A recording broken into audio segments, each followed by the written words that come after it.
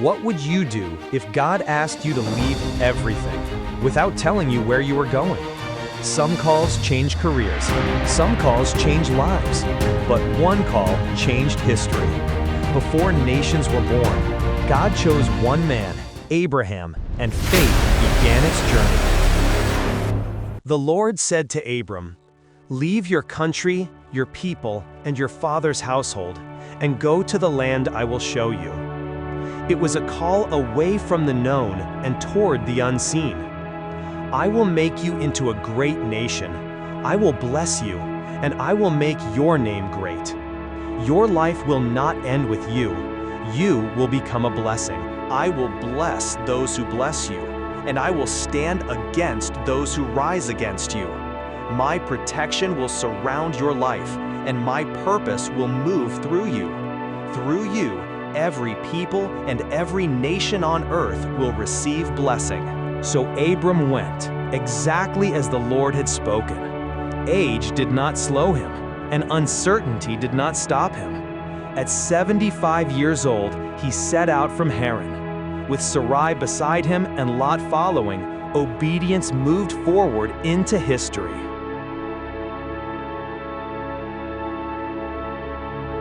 He took Sarai his wife, Lot his nephew, their possessions and their people. Leaving Haran behind, they set out together toward the land of Canaan, obedience now fully in motion.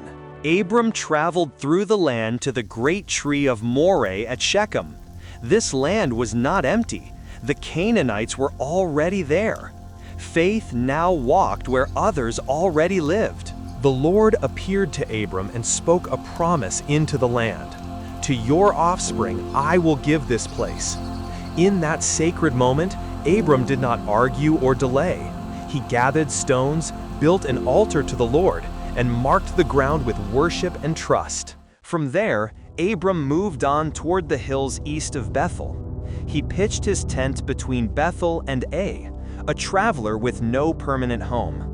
There he built another altar to the Lord and called on the name of the Lord, turning every place he stayed into a place of prayer.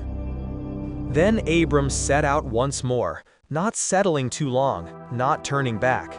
Step by step, he continued toward the Negev. The journey was not finished, but obedience did not stop. Faith kept moving forward, even when the road stretched on. Now a famine struck the land, severe and unrelenting. The promise was still ahead, but the ground was empty. So Abram went down to Egypt to live there for a while, faith tested by hunger and uncertainty. As Abram approached Egypt, he turned to Sarai and spoke quietly, "I know that you are a beautiful woman." The journey had changed, and uncertainty now walked beside them, as fear began to whisper into faith. "When the Egyptians see you, they will say, 'This is his wife.'" Sarai imagined the danger before them. Abram spoke from fear. "They will kill me, but they will let you live. Say you are my sister, so that I will be treated well because of you, so that my life will be spared because of you." Abram spoke from fear, not strength, and Sarai heard the cost before the words were finished. Abram came into Egypt. The Egyptians noticed Sarai, and they saw that she was a very beautiful woman. Their eyes followed her as she passed, and Abram felt the weight of what he had feared. When Pharaoh's officials saw her, they praised her to Pharaoh, and their words carried weight beyond Abram's reach. Sarai was taken into Pharaoh's palace, and Abram was left behind, unable to follow. Pharaoh treated Abram well for her sake, and Abram received sheep and cattle, male and female donkeys, servants, both men and women, and camels. Wealth gathered around him, but his silence revealed the cost of it. But the Lord struck Pharaoh and his household with serious diseases because of Abram's wife, Sarai. Strength failed inside the palace, servants fell, and fear moved through every chamber. What was taken in secrecy brought judgment in the open, and Egypt learned that the Lord was not absent and not indifferent. So Pharaoh summoned Abram and said, what have you done to me? Your silence brought trouble on my house, and your fear became my burden. You stood before me without truth, and now the truth stands between us. Why didn't you tell me she was your wife? Why did you say she is my sister? Now then, here is your wife. Take her and go." Then Pharaoh gave orders about Abram, and his men sent him on his way, with his wife and with everything he had. If these stories strengthen your faith and heart, walk with us further. Subscribe and be part of this journey. So Abram went up from Egypt to the Negev with his wife and everything he had. Lot went with him, and the journey continued. Abram had become very wealthy, with great herds of livestock, with silver and with gold. The land around him reflected his increase. Flocks spreading wide across the fields, servants moving with practiced care. Yet Abram did not celebrate the weight of his wealth. He walked among his possessions quietly, knowing that riches had followed him, but had not defined him. From the Negev, Abram moved from place to place until he came back to Bethel, to the place between Bethel and Ai, where his tent had once stood before. There, at the place where he had first built an altar, Abram called again on the name of the Lord.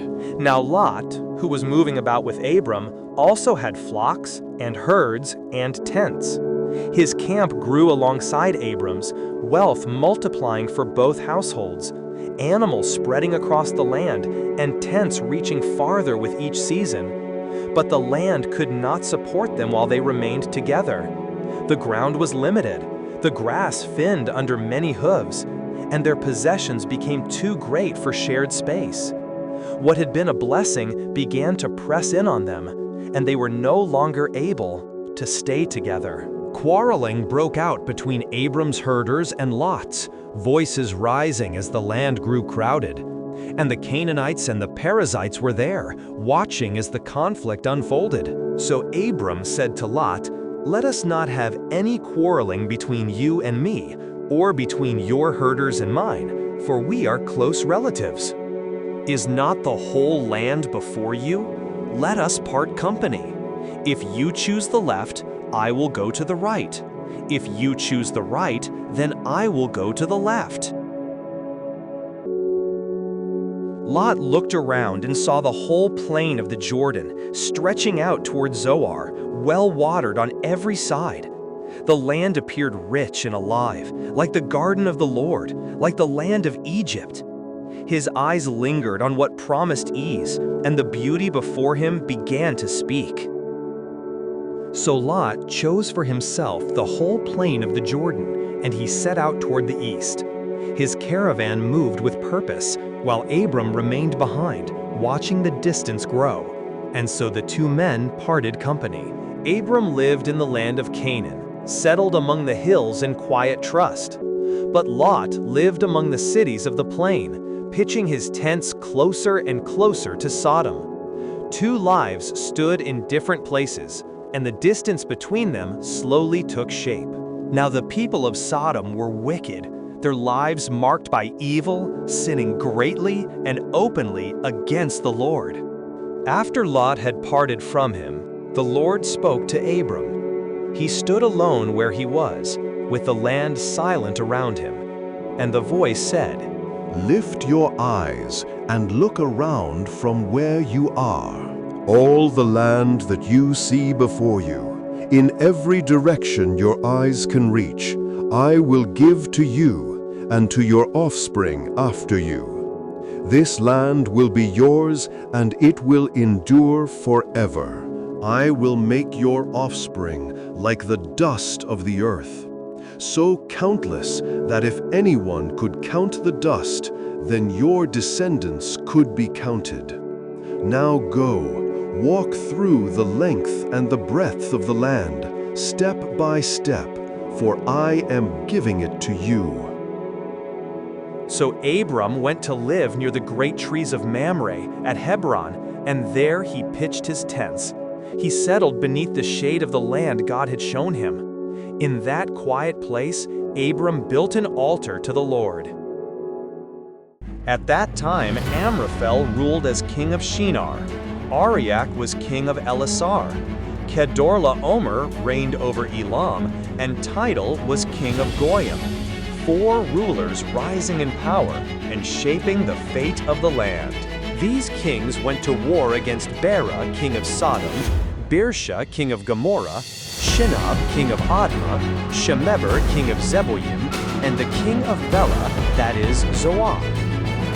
All these kings joined forces in the valley of Siddim, the valley where the Salt Sea is now. There they gathered together, preparing the land for war. For 12 years they had been subject to Kedorlaomer, but in the 13th year they rebelled. What had been endured for a long time was now openly resisted, and the balance of power was broken. In the 14th year, Kedorlaomer and the kings allied with him advanced, defeating the Rephaites in Ashtaroth-Karnaim, the Zuzites in Ham, the Emites in Shaveh-Kiriathaim, as their campaign of conquest spread. They also defeated the Horites in the hill country of Seir, as far as El Paran near the desert. Their advance pushed deeper into the land, leaving no stronghold untouched, and spreading fear ahead of their march. They turned back and came to En-Mishpat, called Kadesh, conquering the lands of the Amalekites and the Amorites. Then the kings of Sodom, Gomorrah, Admah, Zeboyim, and the king of Bela marched out to face them in battle. Now the valley of Siddim was full of tar pits, and when the kings of Sodom and Gomorrah fled, some fell into them, while the rest escaped to the hills. The invaders seized all the goods of Sodom and Gomorrah, along with all their food, and then they went on their way. They also carried off Lot, Abram's nephew, and everything he owned, for he was living in Sodom. A survivor came and reported this to Abram the Hebrew, who was living near the great trees of Mamre the Amorite. When Abram heard that his relative Lot had been taken captive, he called out the trained men born in his household, 318 of them, and set out in pursuit. During the night, Abram divided his men to attack them, and he routed the enemy. He pursued them as far as Hobah, north of Damascus.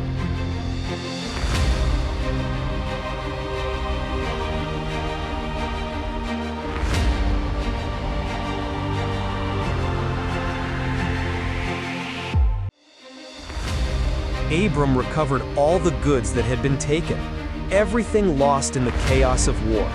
He brought back his relative Lot and all that belonged to him, the possessions, the women, and the people who had been carried away. What was seized by force was returned by courage. What had been broken was gathered again. Abram did not keep the victory for himself. He restored what was taken, and the journey turned from battle back to responsibility. After Abram returned from defeating Kedorlaomer and the kings allied with him, the king of Sodom came out to meet him in the valley of Shaveh, that is, the king's valley. Then Melchizedek, king of Salem, brought out bread and wine. He was priest of God Most High. He stepped into the moment not as a warrior, but as a servant of the Most High God. And praise be to God Most High, who delivered your enemies into your hand. Then Abram gave him a tenth of everything, acknowledging the victory came from God alone. The king of Sodom said to Abram, "Give me the people and keep the goods for yourself." It was an offer of reward, spoken after victory, but carrying a deeper test of loyalty. But Abram said to the king of Sodom, "With raised hand I have sworn an oath to the Lord, God Most High, creator of heaven and earth." His answer was not negotiation, but devotion. Abram said, "I will accept nothing belonging to you, not even a thread or the strap of a sandal, so that you will never be able to say, 'I made Abram rich.'" His wealth would come from God alone. After these things, the word of the Lord came to Abram in a vision. Do not be afraid, Abram.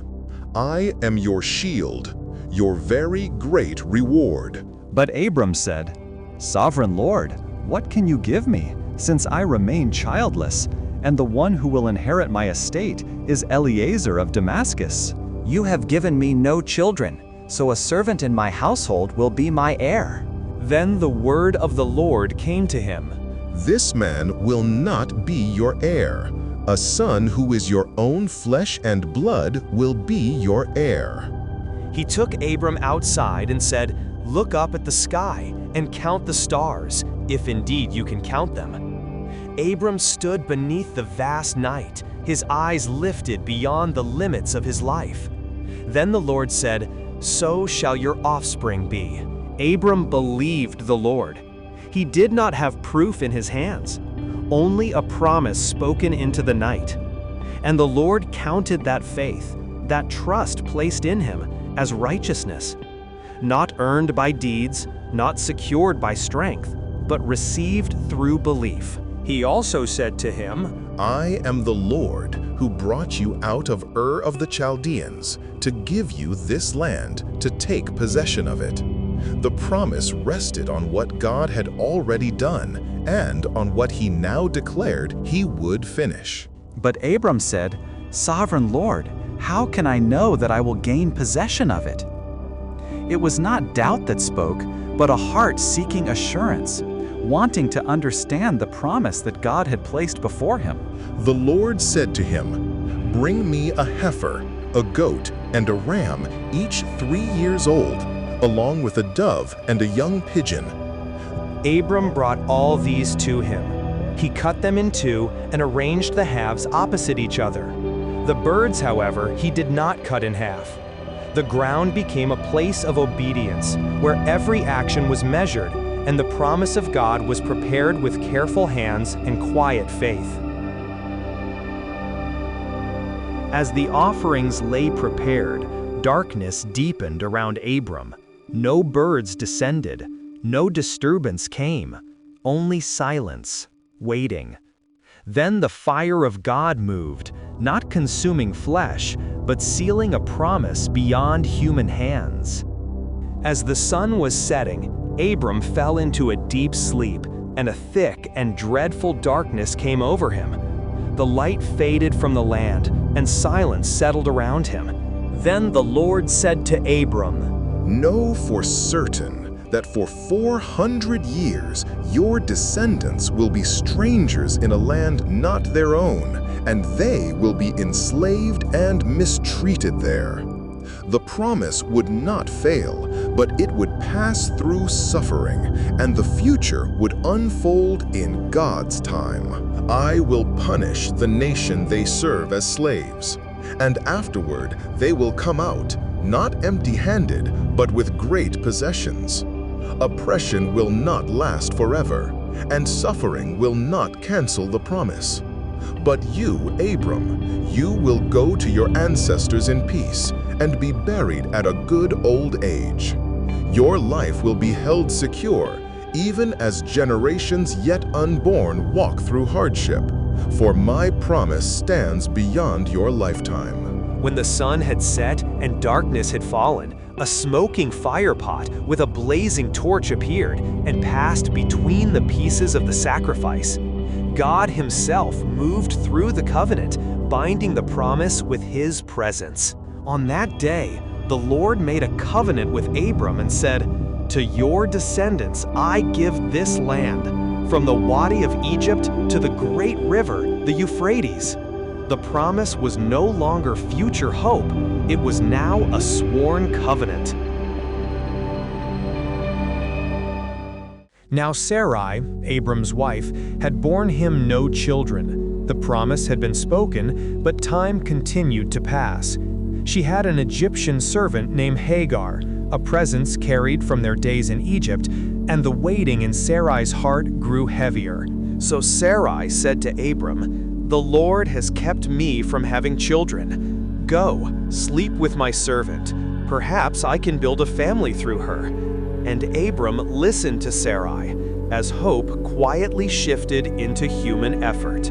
So after Abram had been living in Canaan 10 years, Sarai his wife took Hagar the Egyptian, her servant, and gave her to Abram to be his wife. What had begun as a thought now became a choice, and the waiting ended in a path of their own making.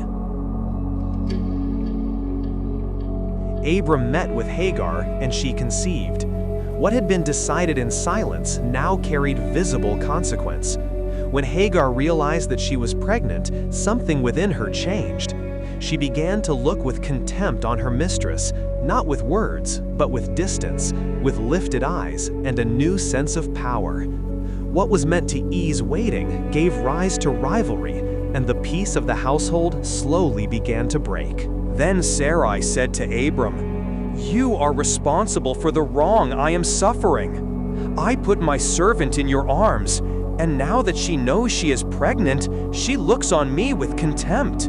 May the Lord judge between you and me." Abram said to Sarai, "Your servant is in your hands. Do with her whatever you think best." Then Sarai mistreated Hagar, and Hagar fled from her. The angel of the Lord found Hagar near a spring in the desert, the spring beside the road to Shur. She was alone, far from the household she had fled, and carrying both fear and new life. In the wilderness, where no one else saw her, the Lord met her, and he said, "Hagar, servant of Sarai, where have you come from, and where are you going?" She stood before the voice that knew her name, asked not to accuse, but to awaken her heart. And Hagar answered, "I am running away from my mistress Sarai." Then the angel of the Lord said to her, "Go back to your mistress and submit yourself under her hand." It was not a dismissal of her pain, but a command shaped by purpose, spoken by the one who saw the whole path ahead. The angel of the Lord also said to her, "I will increase your descendants so much that they will be too numerous to count." In the wilderness, hope was spoken where fear had ruled, and Hagar's future was no longer small. The angel of the Lord said to her, "You are now pregnant, and you will give birth to a son." In the wilderness, before anyone else had spoken hope over her life, God spoke first. "You shall name him Ishmael, because the Lord has heard your misery." Her suffering was known, her tears were counted, and even in isolation, she was not unseen. "He will be a wild donkey of a man. His hand will be against everyone, and everyone's hand against him. He will live in hostility toward all his brothers." This was not spoken as a curse, but as a truth about the path ahead, a life shaped by struggle and defined by fierce survival. She gave this name to the Lord who spoke to her. "You are the God who sees me," for she said, "I have now seen the one who sees me." In the wilderness, Hagar was no longer invisible. That is why the well was called Bir Lahai Roi, the well of the living one who sees me. From that place in the wilderness, Hagar returned, and she bore a son to Abram. Abram gave him the name Ishmael, a name spoken first by God and carried forward into their story. Abram was 86 years old when Hagar bore him Ishmael. Years of waiting, decisions made, and promises spoken had now shaped a moment that would echo into the future. When Abram was 99 years old, the Lord appeared to him and said, "I am God Almighty. Walk before me faithfully and be blameless." Then God spoke of his covenant, a bond set between himself and Abram, promising to greatly increase his descendants. Overwhelmed by the presence and the promise, Abram fell face down, and God continued to speak to him. "As for me, this is my covenant with you. You will be the father of many nations." The promise widened beyond one family, beyond one generation, into a future shaped by God himself. No longer will you be called Abram. Your name will be Abraham, for I have made you a father of many nations. With a word, God reshaped his identity, and the promise took his very name. I will make you very fruitful. I will make nations of you, and kings will come from you. The promise was no longer only about descendants, but about influence, authority, and a future that would shape the world. I will establish my covenant as an everlasting covenant between me and you and your descendants after you for the generations to come. I will be your God and the God of your descendants after you. The whole land of Canaan, where you now live as a foreigner, I will give as an everlasting possession, binding land, people, and promise together forever. And as for Ishmael, I have heard you. I will surely bless him. I will make him fruitful and greatly increase his numbers. He will be the father of 12 rulers, and I will make him into a great nation. But my covenant I will establish with Isaac, whom Sarah will bear to you by this time next year. God also said to Abraham, "As for Sarai your wife, you are no longer to call her Sarai. Her name will be Sarah. I will bless her, and will surely give you a son by her. I will bless her so that she will be the mother of nations. Kings of peoples will come from her." What had long seemed impossible was now spoken with certainty, and Sarah's place in the covenant was fully revealed. Abraham fell face down and laughed in wonder, asking whether a child could be born to him at 100 and to Sarah at 90. Then he said to God, "If only Ishmael might live under your blessing." But God replied, "Sarah will bear you a son, and you will call him Isaac. With him I will establish my everlasting covenant. And this covenant will be marked in your flesh, a lasting sign between me and you." What can we learn from the life of Abraham? When God called Abraham, he didn't give him a map, no timeline, no guarantees, just a direction and a promise. Many of us are living in that same space today. We feel the pull to move forward, but we fear the unknown. Like Abraham, we stand between what we know and what we are called to trust. God promised Abraham a future, but years passed in silence.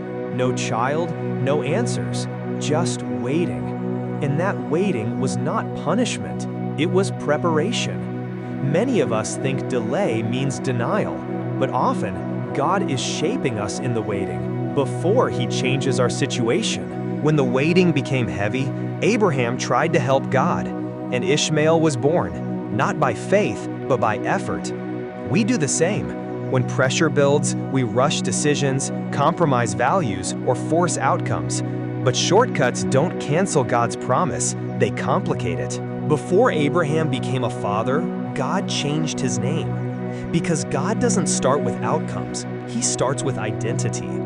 Long before your situation changes, God is shaping who you are becoming. Faith isn't about reaching a destination. It's about becoming the person who can carry the promise.